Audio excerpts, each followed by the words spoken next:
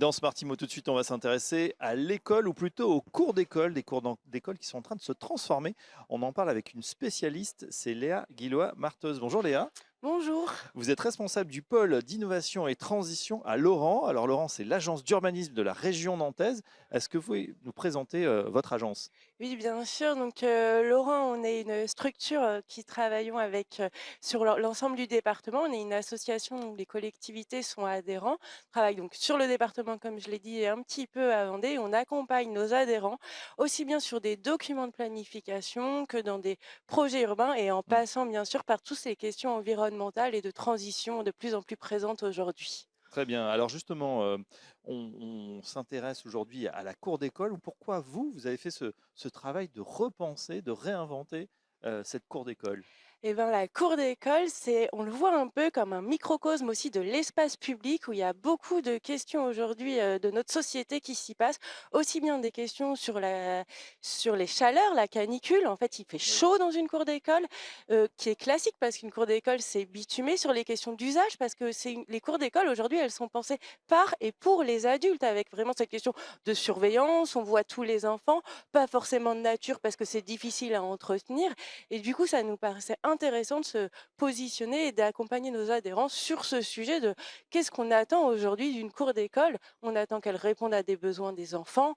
On attend beaucoup de choses qu'aujourd'hui, ce qu'une cour d'école ne nous fournit pas, Oui, les alors cours justement, vous actuels. avez travaillé et quel type de travaux vous avez mené justement pour On, repenser cette cour d'école? On a vraiment essayé de se poser la question de qu'est-ce qu'une cour d'école, vivable dans notre monde aujourd'hui et on a accompagné les collectivités pour, mettre en place des démarches et se poser: «C'est quoi une cour d'école vivante?» Une cour d'école aujourd'hui, c'est répondre aux besoins des enfants, donc quel type d'aménagement ils font. Oui, Des petites buttes, ça suffit très bien, mais une petite butte, ça permet de courir, de sauter.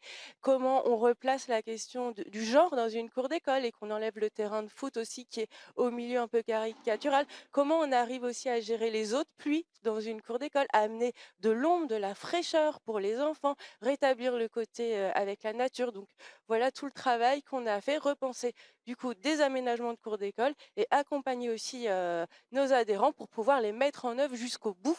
Parce que c'est ça qui est intéressant, bien c'est sûr. pas simplement un plan d'aménagement, une cour d'école, c'est aussi une nouvelle vie qu'on change, des nouveaux usages. Et ça, c'est vraiment important pour nous d'accompagner le projet avec des process de concertation, mais aussi à la fin, comment on la gère, cette nouvelle cour d'école. Oui, Léa, c'est vrai qu'une cour d'école, par exemple, où il y a de la végétation, Oui, de nouveau, ça peut devenir un outil pédagogique, c'est-à-dire exact. ça peut être un cours sur les végétaux, sur les insectes, pourquoi pas? Exactement, apprendre dehors, c'est pas du tout pareil qu'apprendre, à l'intérieur d'une classe. Donc, il y a en effet apprendre dehors avec les éléments de la nature, mais c'est aussi changer la forme d'apprentissage. On peut apprendre en cercle et pas en frontal devant la maîtresse. Donc, on fait beaucoup de petits amphithéâtres dans nos nouvelles cours d'école qui permettent justement de pouvoir apprendre dans des nouveaux dispositifs, en fait, un peu d'apprentissage pour les enfants. Et aussi en manipulant, on va mettre des potagers Oui. pédagogiques, ce qui est vraiment très intéressant. Et puis, apprendre aussi, par son corps, ce que je parlais tout à l'heure, escalader des buttes, faire des roulades et tout. Ça, c'est vraiment quelque chose qui est très important et qu'on a perdu aujourd'hui. Les enfants passent beaucoup moins de temps, dehors qu'à l'intérieur par rapport à il y a 40 ans, en fait. Donc on réapprend aussi la vie en extérieur dans les cours d'école. Ouais, en tout cas, ça paraît mieux que de passer son temps derrière une tablette, effectivement.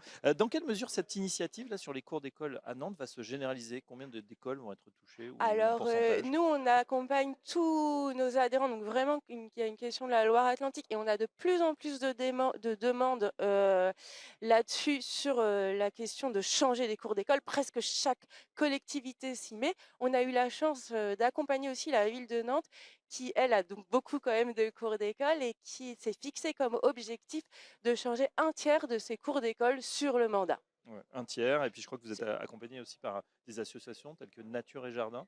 Alors, Nature et Jardin, qui est un service de la Oui. ville de Nantes et qui travaille énormément. C'est la direction de l'éducation qui pilote ce projet à la ville de Nantes de transformation des cours d'école que nous, on vient accompagner. Mais il y a aussi le service Nature et Jardin, donc les jardiniers de la ville de Nantes, qui prend part aussi à cette transformation en proposant des plans, Mm. en aussi exécutant quelques travaux et puis en gérant les jardiniers derrière. C'est multiservice. On a 7 directions de la ville de Nantes qui travaillent sur ce projet avec la question de l'égalité, la direction égalité, la direction du dialogue citoyen, la direction du Oui. bâti, de nature. Il y a beaucoup en fait de directions qui sont sur le projet des cours d'école de la ville de Nantes. Voilà, tout le monde sur le pont, en tout cas à Nantes, pour transformer ces cours d'école. Et c'est tant mieux pour nos chères têtes blondes ou brunes. Merci Léa Guillois-Martin. Je rappelle que vous êtes responsable du pôle innovation et transition à Laurent, l'agence d'urbanisme de la région nantaise. À très bientôt sur Smart Immo. Merci beaucoup.